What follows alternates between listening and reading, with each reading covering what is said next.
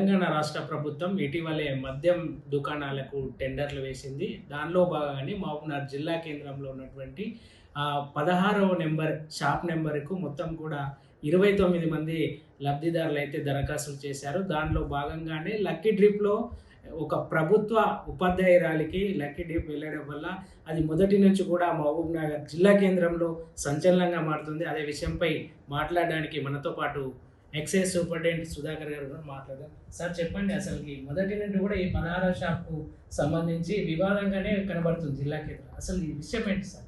వివాదం అంటూ ఏం లేదు.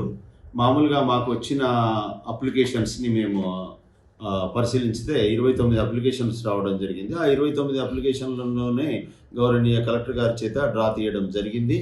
డ్రా తీసినప్పుడు అదృష్టము దురదృష్టము మరియు పుష్ప అనే ఆవిడకు ఈ షాపు అలాట్ చేయడం జరిగింది, వచ్చింది, లక్కీ డ్రాలో వచ్చింది. సో తర్వాత ఏం తెలిసిందంటే ఆవిడ ప్రభుత్వ టీచర్ అని తెలిసింది. తద్వారా మేము కూడా పేపర్లో వినడం ఏంటంటే ఆవిడని సస్పెండ్ చేశారని.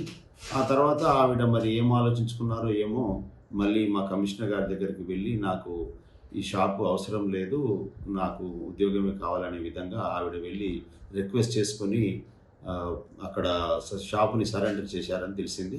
తద్వారా మాకు మా గౌరవనీయ మన కమిషనర్ గారు మాకు పంపించడం జరిగింది. మీరు మళ్ళీ వారికి మిగతా వారిని టెండర్ పెట్టి గౌరవనీయ కలెక్టర్ చేత డ్రా తీయించి షాప్ అలాట్ చేయమని చెప్పేసి మాకు ఆర్డర్స్ అందాయి. మరియు ఇంకొక విషయం ఏంటంటే ఆవిడ కట్టిన ఫస్ట్ ఇన్స్టాల్మెంట్ అమౌంట్ని కూడా గవర్నమెంట్ ఫోర్ఫిట్ చేసుకుంది, అంటే జప్తు చేసుకుంది. ఆ అమౌంట్ని కూడా ఆమెకు రాదు. ఆ విషయాన్ని కూడా ఆ లేఖలో మాకు తెలియజేయడం జరిగింది. అయితే టెండర్ రద్దయింది సార్ మొత్తానికంటే, మళ్ళీ రీటెండర్ అయిపోతున్నాను. అసలు ప్రాసెస్ ఎలా జరగబోతుంది సార్ దీనికి సంబంధించి? ప్రాసెస్ ఆల్రెడీ మా దగ్గర ఉన్న రికార్డ్స్ ఉన్నాయి కదా, 29 మంది దానికి అప్లై చేసుకున్నారు, 3 లక్షల రూపాయలు కట్టేసి.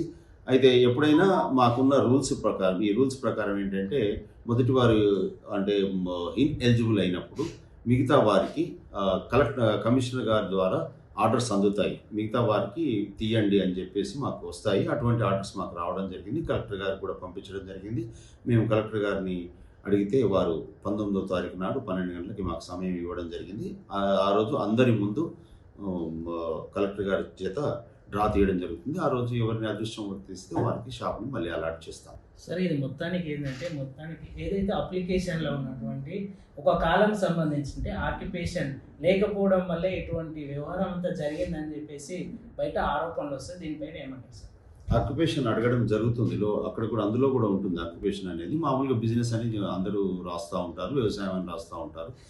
కాకపోతే ఇక్కడ ఈ విషయంలో మేము కామెంట్ చేయడం అయితే కుదరదు. కానీ ఎప్పుడైనా ఒక ప్రభుత్వ ఉద్యోగి వ్యాపారం చేయడానికి కుదరదు అకార్డింగ్ టు CCA రూల్స్. ఇది కేవలం టీచర్ తరగతి మాత్రమే వర్తిస్తుంది, ఆల్ ఎంప్లాయ్మెంట్ కూడా ఉంటుంది. ఏ ఎంప్లాయీకైనా CCA రూల్స్ ప్రకారం వాళ్ళు చేయడానికి లేదు.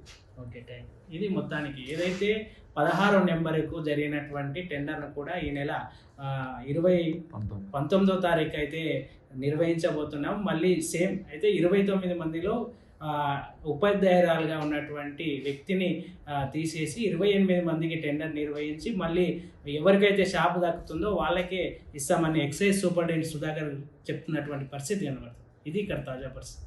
అభినవ్ భారత్, చందు, మహబూబ్‌నగర్.